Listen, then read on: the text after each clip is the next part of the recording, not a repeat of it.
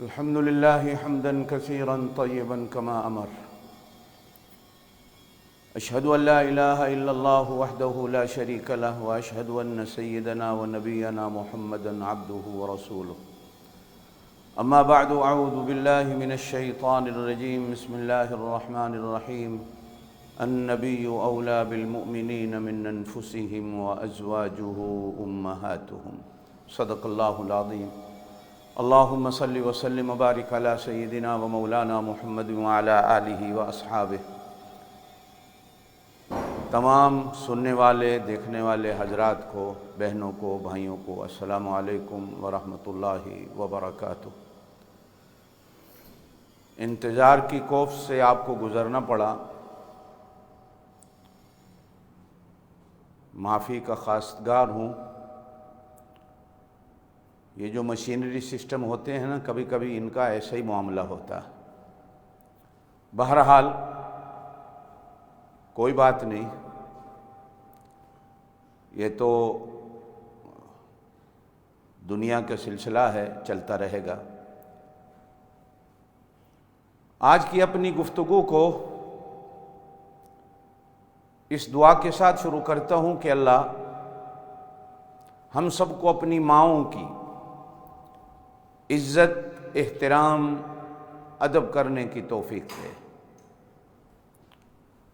ان کے حقوق ادا کرنے کی اور ان کے ساتھ اللہ حسن سلوک کا معاملہ کرنے کی توفیق دے.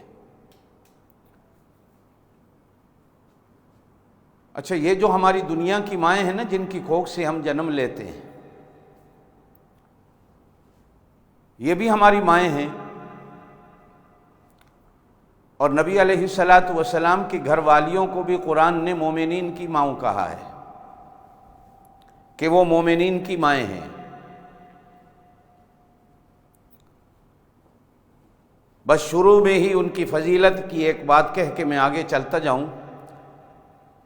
ہو سکتا ہے کہ دنیا کی ماں کے میں جس کی کوکھ سے ہم جنم لیتے ہیں کچھ شک ہو جائے، لیکن جس کو اللہ ہماری ماں کہہ دے، اس ماں کے ماں ہونے میں ذرہ برابر بھی شک نہیں ہو سکتا. صرف وہی نسل شک کر سکتی ہے جو شاید حلال سے واقفیت نہ رکھتی ہو، یا پردے پڑے ہوئے ہوں. ختم اللہ علی قلوبہم وعلی سمعہم وعلی ابصارہم غشاوہ، کہ وہ اپنی ان ماؤں کو جن کو اللہ ماں کہے شک و شبہ میں پڑے ہوئے ہوں.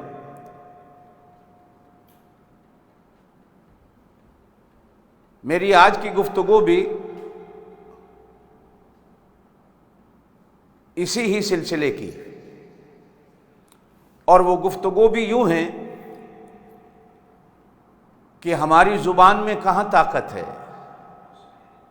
کہ وہ ہمارے بڑوں کی تعریف و توصیف کا حق ادا کر سکے. صرف ہمارے کچھ بڑوں کا حکم ہے کہ دریا کا تذکرہ کرتے رہا کرو. تذکرہ کرنے سے ہی انسان کے زبان میں نہیں بلکہ دل کے اندر بھی ٹھنڈک پیدا ہو جاتی ہے. اللہ کا ذکر کرنے سے وہ اللہ کی ذات کی شان کو بڑھ نہیں جاتی، بلکہ ہمارے اندر مٹھاس پیدا ہوتی ہے. آپ اور میں جناب نبی کریم علیہ الصلاۃ والسلام کے تذکرے کرتے رہیں. بھائی، ان کی تو شان جو اللہ نے دے دی ہے، کیا ہمارے تذکرہ کرنے سے ان کی شان یا ان کے درجات بڑھتے ہیں؟ نہیں، ہمارا فائدہ ہوتا ہے. لیموں کا ذکر کرتے رہیں تو بے ساختہ منہ سے پانی بہہ پڑتا ہے. مٹھاس کا ذکر کرتے رہیں کسی مٹھائی کا یا میٹھی چیز کا تو زبان کے اندر مٹھاس پیدا ہو جاتی ہے. بڑوں کا تذکرہ کرنے سے ہمیں فائدہ ہوتا ہے کہ ہمیں ایک بڑوں کی راہ ملتی ہے. بڑوں کا تذکرہ کرنے سے ایک محبت پیدا ہوتی ہے، بلکہ یہ بڑوں کی برکت ہوتی ہے کہ جن کی وجہ سے اللہ پاک ہماری زبان میں چاشنی اور مٹھاس کو پیدا کر دیتا. جناب نبی کریم علیہ الصلوۃ والسلام کا ارشاد ہے، اللہ پاک نے مجھے چن کر منتخب فرمایا. پھر اللہ نے میرے صحابہ کو بھی چنا ہے، جن میں سے کئیوں کو تو میرا مرید بنایا اور کئیوں کو میرا داماد بنایا اور کئیوں کا مجھے داماد بنایا. یہ سارے رشتے چنے ہوئے ہیں. جس طرح اللہ نبیوں کو چنتا ہے، نبوت کسبی چیز نہیں، وہ بھی چیز ہے، اللہ جس کو چاہتا ہے دیتا ہے، لیکن اللہ بھی چنتا ہے. ان اللہ اصطفى آدم ونوحا وآل ابراہیم وآل عمران علی العالمین ذریۃ بعضها من بعض. وہ چنتا ہے. اپنے وقت کا بہترین، سب سے بہترین انسان وہ جسے چاہے اس کے سر پر نبوت کا تاج رکھ دیتا. اور پھر اس نے آمنہ کے لال در یتیم حضرت محمد الرسول اللہ صلی اللہ علیہ وسلم کو چنا اور آپ پر نبوت کے دروازے کو بند کر دیا. پھر جس طرح آپ کو چنا، اسی طرح اللہ پاک نے آپ کے دوستوں اور یاروں کو بھی چنا،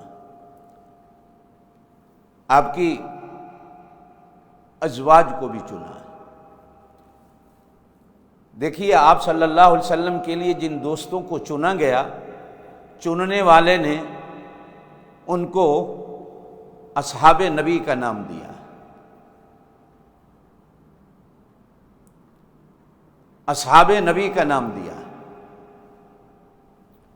اور جن گھر والیوں کو چنا اپنے نبی کے لیے، اللہ پاک نے ان کو ازواج کا نام دیا.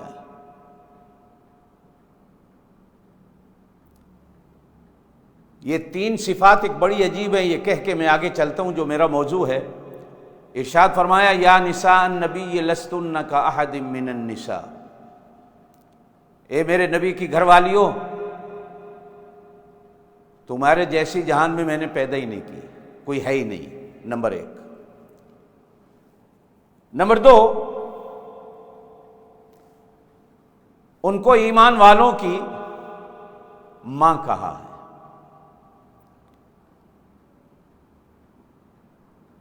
امہات الامہ نہیں کہا کہ وہ ساری امت کی مائیں ہیں، نہیں، امہات المومنین، اس لیے کہ آپ صلی اللہ علیہ وسلم کی امت میں کافر بھی، وہ ایمان والوں کی مائیں ہیں. اچھا، یہاں آگے تھوڑی سی ایک علماء کی چھوٹی سی بحث ہے، کیا وہ ایمان والے مردوں کی مائیں ہیں یا عورتوں کی بھی مائیں ہیں؟ تو اکثر علماء نے، چونکہ ہر جگہ امہات المومنین کہا گیا ہے، تو اکثر علماء نے دونوں کو گنا ہے. مومنات کو مومنین کے پردے میں چھپایا ہے.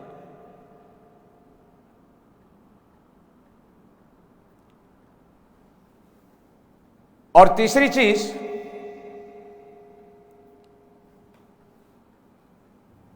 قرآن نے عورتوں کے کئی نام رکھے ہیں. امرأہ بھی کہا گیا، نساء بھی کہا گیا،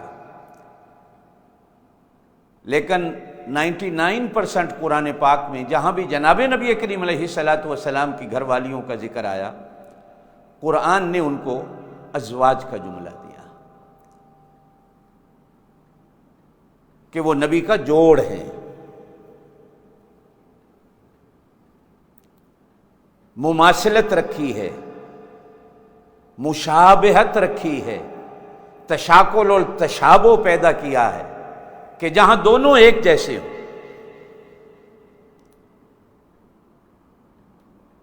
جہاں دونوں میں مماثلت پیدا ہو جائے ایک جیسے۔ یہ نبی کی گھر والیاں ایسی ہیں جیسے قرآن نے کہا کہ الطیبات للطیبین والطیبون للطیبات، یہ بھی پاک ہیں، نبی بھی پاک ہے، اور نبی بھی پاک ہے، یہ بھی پاک ہے۔ تو طہارت اور پاکیزگی کی ایک مشابہت کو، تشاکل کو، مماثلت کو سامنے رکھتے ہوئے دنیا کی پرانے انبیاء کرام علیہم الصلاۃ و تسلیمات کی گھر والیوں کا بھی قرآن ذکر کرتا ہے تو کہیں ان کو امرأہ کا لفظ کہتا ہے، کہیں ان کے لیے نساء کا لفظ بھی آیا، لیکن زوج زوجہ کا لفظ صرف جناب نبی کریم علیہ الصلاۃ والسلام کی ازواج کا قرآن جہاں بھی ذکر کرتا ہے وہ اس جملے کے ساتھ کرتا ہے کہ یہ طہارت میں گویا کہ اس قابل ہیں کہ نبی کے بستر پر تشریف فرما ہوں، اور یہ اس قابل ہیں کہ ان کو نبی کا جوڑ بنایا جائے، اور یہ اس قابل ہیں کہ ان کو نبی کا لباس بنایا جائے۔ جناب نبی کریم علیہ الصلاۃ والسلام کی 11 کی تعداد ازواج مطہرات کی ملتی ہے۔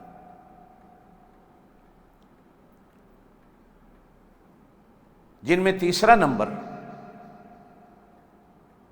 ام المومنین مخدومہ کائنات صدیقہ بنت صدیق عتیقہ بنت عتیق سیدہ عائشہ رضی اللہ تعالی عنہا وسلام اللہ علیہا کا نام نامی اس شمار میں تیسرے نمبر پہ لیا جاتا ہے جو آپ صلی اللہ علیہ وسلم کے نکاح میں آئی ہیں۔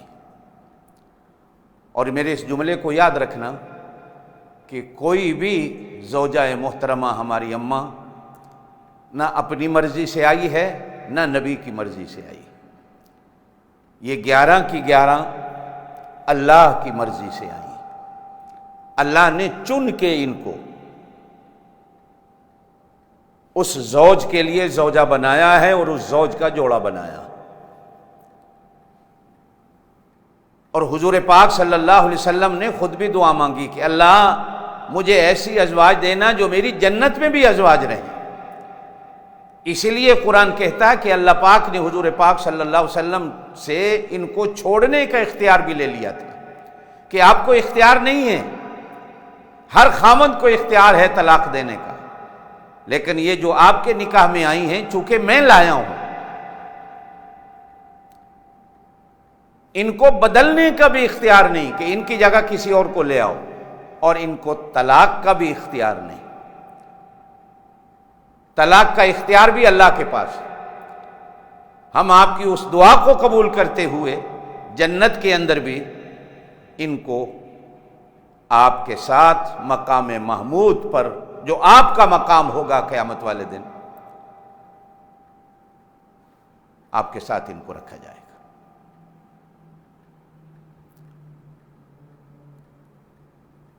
حضرت عائشہ رضی اللہ تعالیٰ عنہ، نام عائشہ ہے،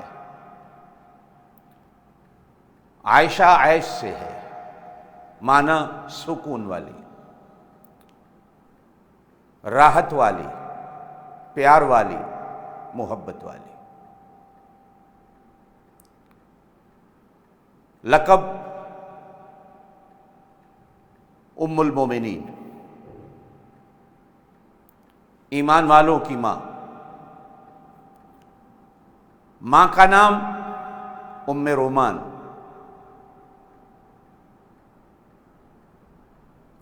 یہ کنیت ہے، نام زینب ہے۔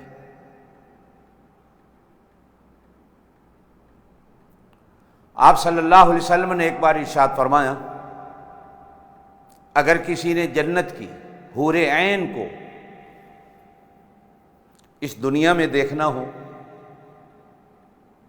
تو وہ ام رومان یعنی حضرت عائشہ رضی اللہ تعالی عنہا کی اماں کو دیکھ لے، یہ دنیا میں حور عین کی مثل ہے۔ کہا جاتا ہے کہ سن 6 ہجری میں ان کا انتقال ہوا، تو یہ بھی ان خوش نصیب خواتین میں سے ہیں۔ کچھ خوش نصیب مرد تھے اور کچھ خوش نصیب خواتین تھیں کہ جن کی قبروں پہ کھڑے ہو کر بخشش کی دعا حضور پاک صلی اللہ علیہ وسلم نے خود اپنے ہاتھ اٹھا کر فرمائی۔ قبر پر ہاتھ اٹھا کر دفن کے بعد دعا کرنا سنت ہے، آپ صلی اللہ علیہ وسلم نے ہاتھ اٹھا کر دعا کی۔ اور کچھ خوش نصیب ایسی بھی تھی کہ جن کی قبر کے اندر آپ صلی اللہ علیہ وسلم خود لیٹے اور قبر میں لیٹ کر ان کی بخشش اور مغفرت کی دعا مانگی۔ ان کی قبر پر کھڑے ہو کر آپ صلی اللہ علیہ وسلم نے جو دعا مانگی وہ جملے احادیث کی کتابوں میں آج تک موجود ہیں۔ فرمایا، اللہ اس خاتون نے تیرے لیے اور تیرے رسول صلی اللہ علیہ وسلم کے لیے بڑی مشکلات کو سہا ہے، اور میں امید کرتا ہوں اللہ کہ اس قبر کی زندگی کو ان مشکلات جو دنیا میں یہ کاٹ کے آئی ہے تو آسانیوں میں تبدیل کر دے۔ یہ ام رومان کنانیہ مشہور ہیں، اور قریش میں کنانا کا جو قبیلہ ہے وہ آپ صلی اللہ علیہ وسلم نے خود فرمایا کہ اللہ نے قریش میں سے کنانا کو سب سے زیادہ پسند فرمایا، اور یہ نامے یا 10ویں دادا پر جا کر جناب نبی کریم علیہ الصلوۃ والسلام کے ساتھ ان کا ددیال کا رشتہ ایک ہو جاتا۔ ام المومنین سیدہ عائشہ رضی اللہ تعالیٰ عنہا کے ابا کا نام عبداللہ ہے، کنیت ابو بکر، لقب صدیق بھی ہے اور عتیق بھی ہے۔ عتیق کا معنی یہ جہنم سے آزاد ہے، یہ زندگی میں لقب ملا ہے، یہ جہنم سے آزاد ہے۔ آپ اور میں تو اس مہینے میں دعائیں مانگ رہے ہیں، اللہ ہمیں جہنم سے آزادی دے دے۔ ان کے لیے یہ عتیق کا جملہ لقب زبان نبوت سے نکلا، اور صدیق کا لقب خالق و مالک الہ العالمین نے آسمانوں سے نازل فرما کر ان کے لیے اس لقب کو مخصوص کیا۔ آپ صلی اللہ علیہ وسلم کا فرمان ہے، میری امت میں اس شخص سے بہتر کوئی ایسا شخص نہیں جس پر مشرق سے سورج طلوع ہوا، جن کو رفیق غار بھی کہا گیا ہے اور جن کو رفیق مزار بھی کہا گیا ہے۔ سفر ہجرت کے ساتھی غار ثور سے نکل کر مدینے کا سفر جو کیا تو راستے میں نبوت کا رنگ ایسا چڑھا کہ مدینے میں پہنچے تو پہنچنے کے بعد مدینے والے دونوں میں امتیاز نہ کر سکے کہ نبی کون ہے اور صدیق کون ہے۔ جب مدینے والوں کے اس مغالطے کا خیال جناب صدیق اکبر رضی اللہ تعالیٰ عنہ کو آیا تو رحمت دو عالم صلی اللہ علیہ وسلم کے سر پر کھڑے ہو کر چادر کا سایہ فرمایا تاکہ آنے والوں کو پتہ چلے آقا کون ہے اور غلام کون ہے۔ جنہیں ہمدم نبوت کہا گیا، جنہیں ہمراز نبوت کہا گیا، جنہیں نبوت کے بچپن کا ساتھی کہا گیا اور پھر جنت کا ساتھی بھی کہا گیا، جن کے لیے وَلَا تَعْدُ عَيْنَاكَ عَنْهُمْ قرآن پاک کی آیات کا نزول ہوا، اور جن کے لیے وصدق بالحسنی فسنیسرہ للیسری، قرآن پاک کی آیات کا نزول ہوا۔ یہ سیدہ عائشہ رضی اللہ تعالی عنہا کے والد گرامی ہیں، جن کو امت صدیق اکبر رضی اللہ تعالی عنہ کے نام سے اور رفیق نبوت کے لقب سے یاد کرتی ہے۔ ماں ام رومان یہ دنیا میں جنت کی حور عین ہے۔ ابا صدیق اکبر رضی اللہ تعالی عنہ جو جہنم سے آزاد، اور جن کے بارے میں خاص طور پر ارشاد فرمایا کہ قیامت والے دن جنت کے 8 دروازے پکار کر درخواست کریں گے کہ میرے اندر سے داخل ہو کر جنت میں جائیے، اور وہ شخص صرف اور صرف حضرت ابوبکر صدیق ہوں گے قیامت والے دن، جن کو 8 دروازے آواز دیں گے۔ آپ صلی اللہ علیہ وسلم کی نبوت کا 10واں سال آپ مکے میں تھے، چونکہ آپ 13 سال مکے میں رہے، یہ نبوت کی زندگی ہے۔ زمانہ نبوت 13 سال مکے میں ہے، 10 سال آپ کا مدینے میں ہے، یہ 23 سال زمانہ نبوت ہے۔ اسے عام الحزن کا نام دیا جاتا، غم والا سال، پریشانی والا سال، کہ جس سال جب سارے مکے والے پتھر مار رہے تھے، جو حضور صلی اللہ علیہ وسلم کا ساتھ دے رہی تھیں، حضرت خدیجۃ الکبریٰ رضی اللہ تعالیٰ عنہا کا وصال ہوتا۔ آپ صلی اللہ علیہ وسلم نے ارشاد فرمایا، جب سارے لوگ میرا انکار کر رہے تھے، وہ اقرار کر رہی تھی۔ سارے مکے والے کہہ رہے تھے اس کو گھر سے نکالو، وہ کہہ رہی تھی میں ان کو اپنے گھر کا مالک بناتی ہوں۔ جن کو آپ صلی اللہ علیہ وسلم اپنی پوری زندگی کبھی نہیں بھولے، جن کی نماز جنازہ بھی آپ صلی اللہ علیہ وسلم نے خود پڑھی، اور جن کو قبر میں بھی آپ صلی اللہ علیہ وسلم نے مکۃ المکرمہ میں جنت المعلیٰ میں خود اتارا۔ یہ 10واں سال عام الحزن کہلاتا ہے۔ آپ صلی اللہ علیہ وسلم کے سر پر وہ چاچا جو سائبان کی طرح رہے، جنہیں جناب ابی طالب کہا جاتا، جو حضرت علی کرم اللہ وجہ کے والد گرامی ہیں، ان کا بھی وصال اسی سال ہوتا۔ یہ دنیاوی جو 2 سہارے نبوت کے تھے، وہ اس دنیا کو داغ مفارقت دے کر اگلے جہان کو سدھار جاتے۔ آپ صلی اللہ علیہ وسلم محزون و غمگین، پریشان۔ دیکھیں جب کسی کا سہارا چھوٹ جائے، وہ آپ ہوں میں ہوں، وہ کوئی ولی ہو یا نبی ہو، ذہنی غم ضرور ہوتا۔ یہ انسانی فطرت ہے، اور نبی ہی اصل انسان ہوتے ہیں، وہ انسانیت سے باہر نہیں ہیں۔ یہ ہماری لا علمی ہے کہ ہم نبیوں کو، خاص طور پر آپ صلی اللہ علیہ وسلم کو، سلسلہ انسانیت سے باہر کرتے ہیں۔ بلکہ میرا اور ہمارے بزرگوں کا یہ عقیدہ ہے کہ یہ جو لقد خلقنا الانسان فی احسن تقویم کی قسمیں ہیں، اصل انسان نبی ہوتا ہے۔ اصل انسان جو سراپا انس ہوتا ہے، سراپا محبت ہوتا ہے، جن سے شاید انسانیت جنم لیتی ہے، جن کی درسگاہوں سے انسانیت کو درس ملتا ہے، جن کی صحبتوں میں آ کر جانور بھی انسان بن جاتے ہیں۔ درختوں کو بھی عقل مل جاتی تھی، پتھروں کو بھی عقل مل جاتی تھی، جانوروں کو بھی عقل مل جاتی تھی۔ اصل انسان نبی ہوتے ہیں۔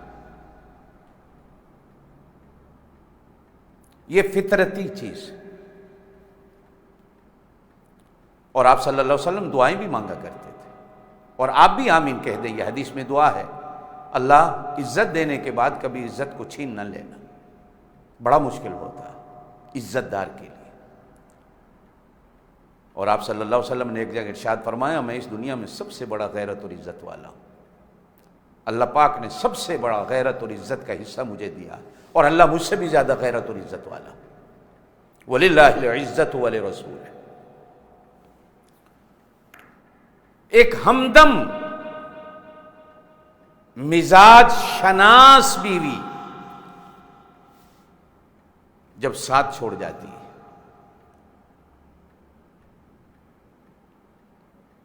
تو وہ جو تنہائی کا پیالہ جب انسان پیتا ہے، یہ اسے ہی پتہ ہوتا ہے جس پہ گزرتی ہے۔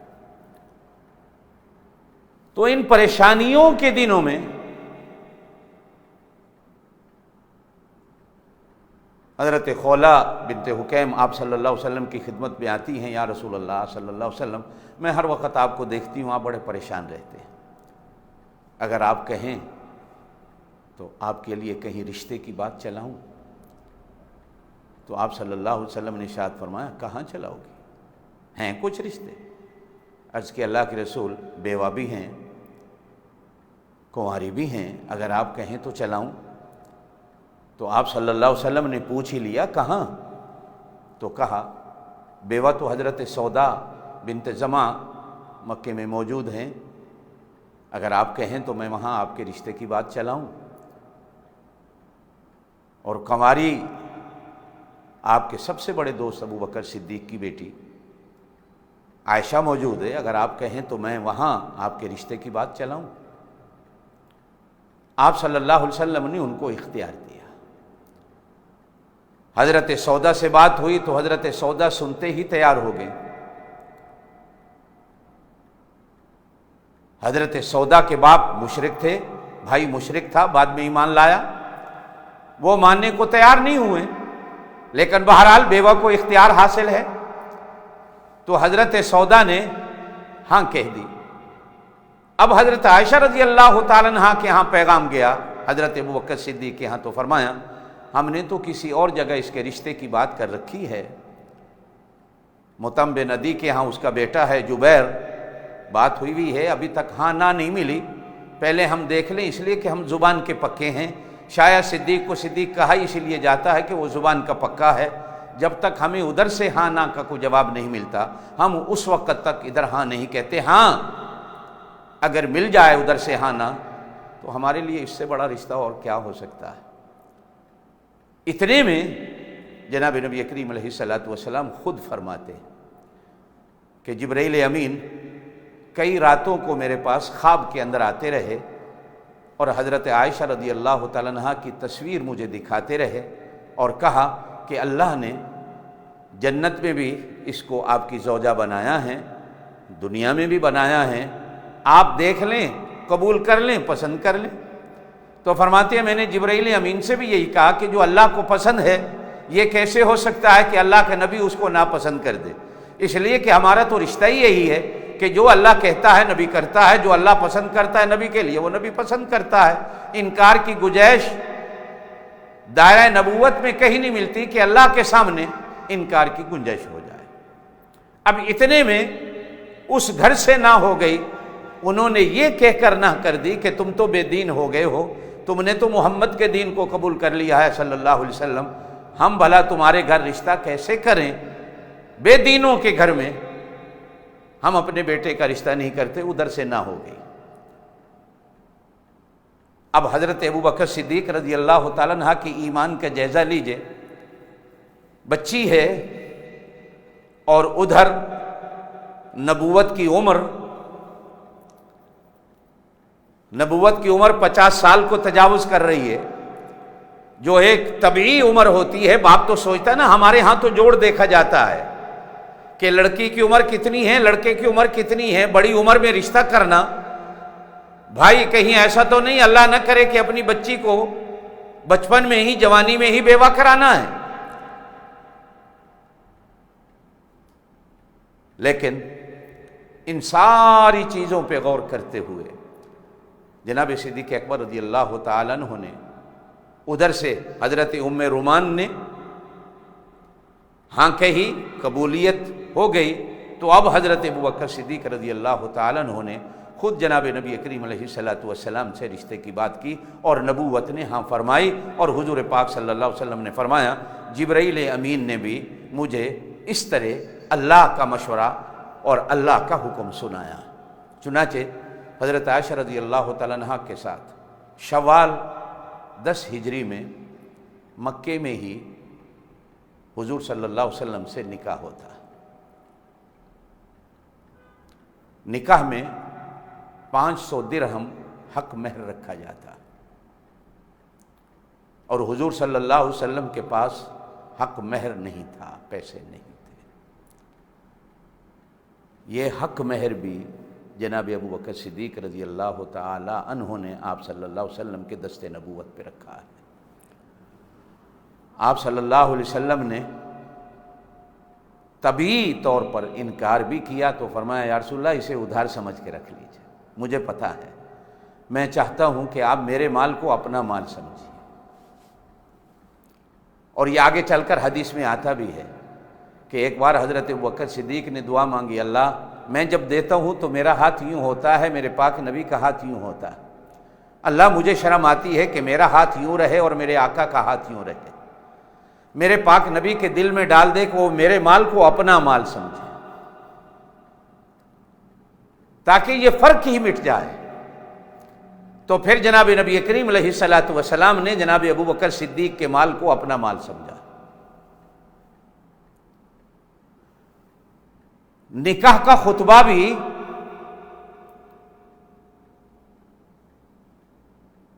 بعض روایات میں ملتا ہے حضرت ابوبکر صدیق رضی اللہ تعالیٰ عنہ نے خود پڑھا، اور بعض میں یہ بھی ملتا ہے کہ دولہا خود بھی نکاح کا خطبہ پڑھ سکتا ہے۔ یہ اتنا حق مہر رکھا گیا ہے، یہ ذہن میں رکھیے گا۔ یہ جو ہمارے ہاں آج کل 32 روپے کہ جی شرعی حق مہر رکھ دو یا فاطمی حق مہر رکھ دو، نہیں، حضرت فاطمہ سلام اللہ علیہ کا حق مہر 600 درہم تھا۔ آپ صلی اللہ علیہ وسلم کی ازواج مطہرات میں صرف ایک حضرت سودا ہیں کہ جن کا حق مہر 400 درہم ملتا ہے، باقی کسی کا بھی 500 درہم سے کم نہیں ملتا۔ اس زمانے کا 500 درہم آج کل کے آپ 5 لاکھ یا 5 کروڑ کہیے۔ شاید اسی لیے علماء فقہا نے حق مہر کو حسب استطاعت اور حسب طاقت رکھا ہے۔ یہ 32 روپے شریعت کا مذاق ہے، یہ کوئی حق مہر نہیں ہے، یہ کوئی حق مہر نہیں ہے، یہ مذاق ہے۔ اب اس نکاح کے بعد ام المومنین سیدہ عائشہ رضی اللہ تعالیٰ عنہ کا تذکرہ تاریخ اور حدیث کی کتابوں میں ہجرت کے رات کا اور ہجرت کے وقت کا ملتا ہے کہ جب کھانا بنانے میں، بھیجنے میں، باندھنے میں اپنی بڑی بہن حضرت اسماء کا ساتھ دیتی ہوئی وہ نظر آتی۔ پھر آپ صلی اللہ علیہ وسلم مدینہ پاک ہجرت کر کے تشریف لے جاتے۔ پھر مدینہ پاک سے اپنے غلاموں کو مکے بھیجا جاتا ہے واپس کہ آپ صلی اللہ علیہ وسلم کے بیٹیوں کو، حضرت ابوبکر صدیق کے گھر والوں کو اور حضرت عائشہ رضی اللہ تعالیٰ عنہ کو مدینے لایا جائے۔